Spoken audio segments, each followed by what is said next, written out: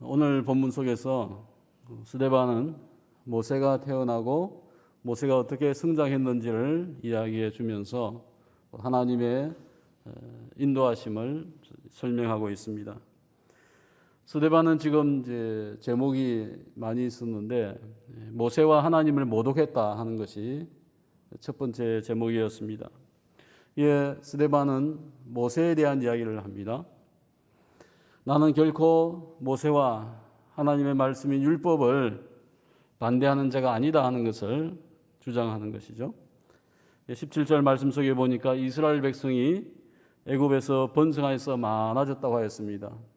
아브라함 이후에 요셉을 통하여서 야곱의 가족 75명이 애굽에 가서 거주를 하였는데 시간이 지나면서 굉장히 많은 후손이 생겨났다고 하는 얘기입니다.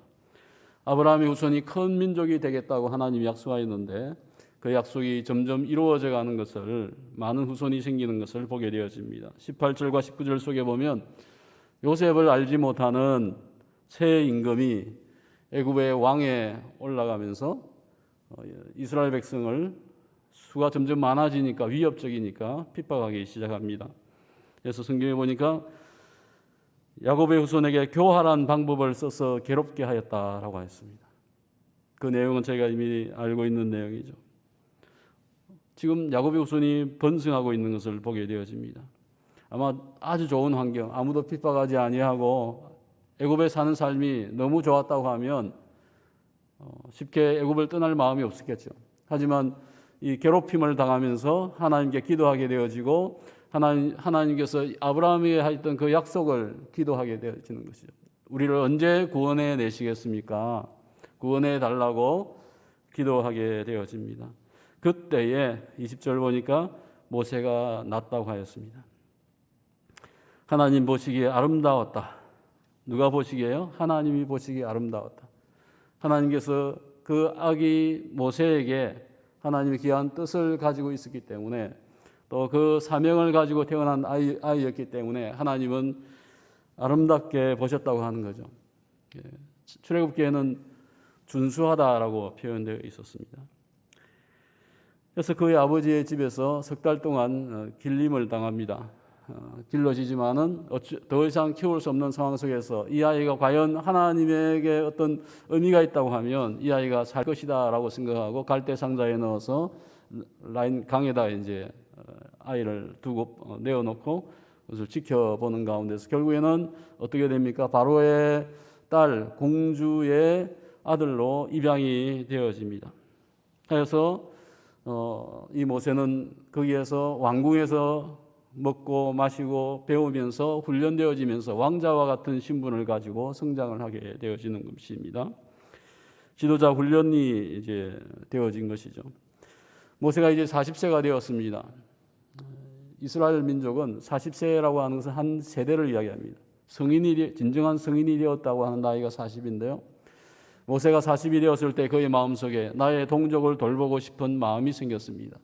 애국심이 생긴 거죠. 동포애가 생겼습니다. 동족애가 생겼습니다. 그래서 내가 지금 배운 자이고 권력도 가진 자이기 때문에 내가 이스라엘 백성을 구해낼 수 있다고 그는 믿었고 하나님에게 이것을 위해서 나를 태어나게 해주셨다고 생각을 한 것입니다.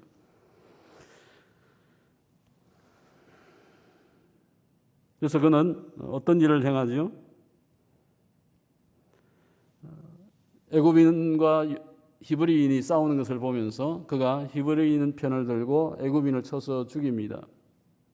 내가 이같이 했으니까 히브리인들이 자기 동족이 나를 훌륭한 지도자이다. 우리를 구원해 내실 자가 저 자이구나라는 어떤 기대감을 가지기를 모세도 생각을 하고 있었지만은 그 다음 날 어떤 상황이 됩니까?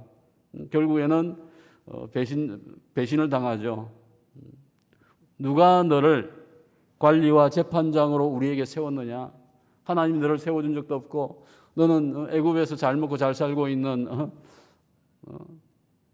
근데 너희가 우리를 구원할 수 있겠느냐라면서 배척을 합니다. 모세가 거절을 당하게 되어지죠. 그리고 그는 어쩔 수 없이 도망을 가게 되어집니다. 강자로 피하여서 또 나그네의 신세를 살게 되어지죠. 그 시간이 몇 년 되어집니까? 광야에서 40년을 또 지나게 되어집니다. 모세는 히브리 민족과 의기투합해서 함께 애굽을 멸망시키든지 어쨌든 우리가 이곳을 탈출하자 또는 여기에다가 우리의 왕국을 세우자 뭐 이런 마음도 가졌을 것입니다. 하지만 그런 개인적인 생각이나 목적이 다 무너지는 것이죠. 그는 애굽의 왕자의 신분이 아니고 한 나그네로서 미디안 광야에서 양을 치면서 모든 것을 포기하게 되어집니다. 자기가 모든 것을 가졌다고 생각했는데 미디안 광야에 있으면서 내가 아무것도 아니구나. 모세의 그 교만과 그 자만이 다 빠져나가는 시간이 그 40년의 시간이었습니다. 여기에 큰 물통이 하나 있다고 했을 때에 그 물통에 물을 채우려고 합니다. 물을 채우게 되어지면 큰 물통이면 시간이 많이 걸리겠죠. 작은 물통이면 금방 채워질 것입니다. 하나님께서 아브라함에 약속한 시간의 물통이 있는데 그 물통을 하나님께서 채우시는데요. 아직은 다 안 찬 거죠. 아직은 그 시간이 다 된 것이 아닙니다. 하지만 시간이 되어져 가고 있었습니다. 수많은 후손이 태어났고 아브라함이 약속하신 그대로 많은 후손이 태어났죠. 그리고 또 뭡니까? 괴롭힘을 당하면서 하나님께 기도하는 백성이 되어졌습니다. 그리고 지금 하나님께서는 이미 모세를 태어나게 해주셔서 그를 준비시켜 나가고 있었는데 모세는 내가 40세가 되었을 때에 지금이다라고 생각했지만은 그것이 아니었습니다. 하나님은 더 40년을 기다리십니다. 40년 동안 모세는 연단의 시간을 가지는 거죠.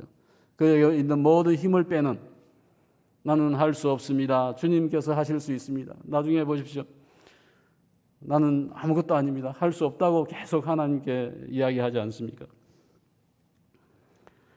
그가 모든 것을 뺐을 때에 모든 것을 포기했을 때 하나님께서 그를 불러주십니다.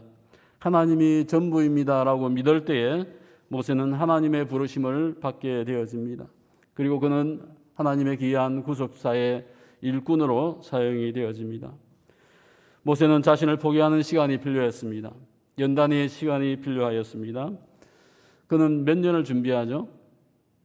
80년을 준비하고 40년을 광야에서 이스라엘 백성을 이끄는 지도자가 되어집니다. 오늘 우리는 우리가 원하는 시간과 때에 하나님께서 이루어 주시기를 위해서 기도합니다. 어떤 경우에는 나의 계획이고 나의 교만의 뜻일 수도 있다고 하는 것입니다.